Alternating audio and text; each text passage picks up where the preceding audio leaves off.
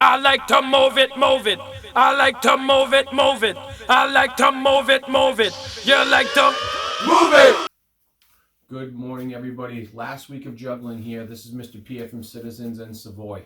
What we're going to do today is a review of the first 2 weeks, and then we're going to go into the third week, which is trick juggling, where you get to choose and do all sorts of different creative things that you would like to do. So, first things first, we're going to review one-handed juggling with 2 items. Just remember what you have to put 2 items in one hand, let the ball get up to its highest point, then throw the next one. Remember, keeping your eyes focused in front and not chasing the ball so that you do not get out of control. Okay?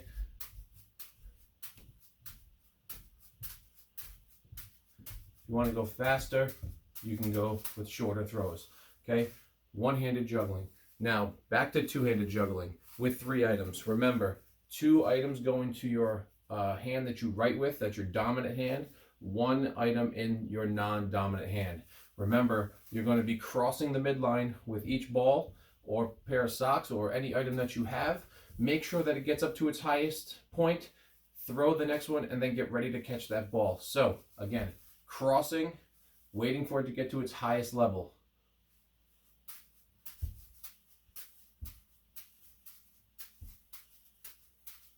It's very important that you're looking at the balls as they're in the air so that you can place your hands where you see them going. You can't be chasing them because then you drop them. Okay? So make sure that you're looking straight, you're focusing on the balls in the air, and you place your hand where you see the ball falling. That's your hand-eye coordination. Okay? So I hope that you guys had a good time doing that. It looked like I got some videos from some kids that looked like they were having fun. Now we're going to do some trick juggling. What that means is if you've gotten all this stuff under control, you can try to do your own things. If you don't have it under control, you don't need to do any trick juggling. You can go back and just try to learn how to juggle the correct way, which are those 2 first ways that we showed you. But if you want to do some trick juggling, what could you do? Well, you could take 3 items, start juggling regular, and then at some point go to a one-handed juggle, switch hands, go back to 3. So you could do things like that.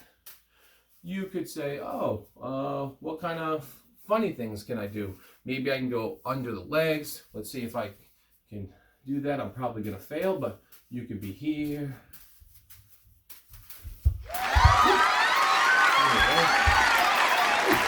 As you can tell, sometimes when you do trick things, things get out of control. Give me 1 second, I gotta get the ball that went behind something.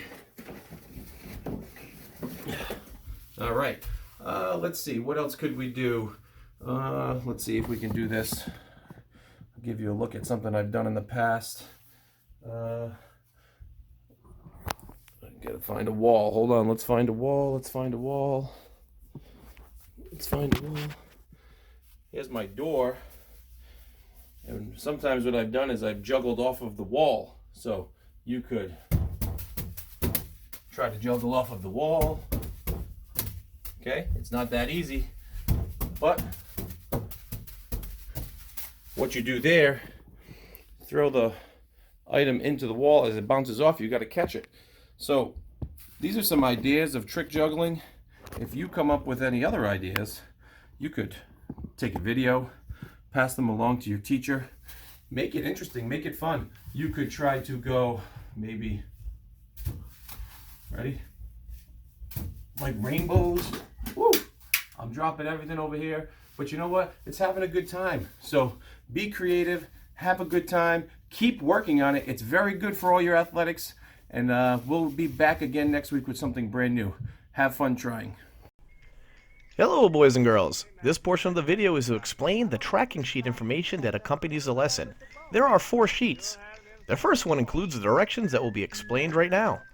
When you are juggling, you are going to use the second and third sheets over the next few weeks. Whether you are juggling 2 or 3 objects, these tracking sheets should be used. When you are ready to juggle, set a timer for 5 minutes. When every juggling attempt ends, you must mark down each success and failure. Each day, you are to juggle no more than 40 attempts or longer than 5 minutes, whichever happens first. Once you achieve 40 attempts or reach the 5-minute mark, you are to stop and wait until the next day to try again. Try to keep attempts over consecutive days. If you miss a day, that's okay. Just pick up where you left off. Remember to stop after every dropped object or failed attempt to write down the number you achieved. Be sure to include zeros, as they are important to indicate just as well as your more successful numbers. The first few days are the most frustrating. You may want to keep going longer than 5 minutes or 40 attempts. Please don't. You may want to quit before 5 minutes is over. Stick with it. My first time doing this had many more zeros than positive numbers. Be determined to get better and give it time with a fair effort. When you're done with the day's challenge, put the sheet in a safe place. Try to use the same type of objects the entire time, or start with easier objects before moving to a ball-like object. However, once you go with a more challenging object, don't go back. The final sheet is a reflection. Answer the questions to the best of your thoughtful ability. Submit your answers in the manner directed by your health and physical education teacher and submitted by the assigned date. Good luck!